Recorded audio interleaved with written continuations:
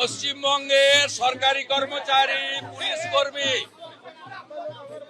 শিক্ষক, শিক্ষাকর্মী, পেনশনার তাদের ন্যায্য অধিকার আদায়ের লড়াইতে আজকে তারা জয়যুক্ত হয়েছে।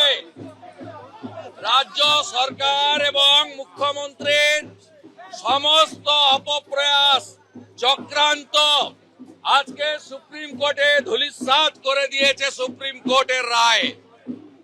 এই জাজমেন্টকে আমরা ওয়েলকাম করি।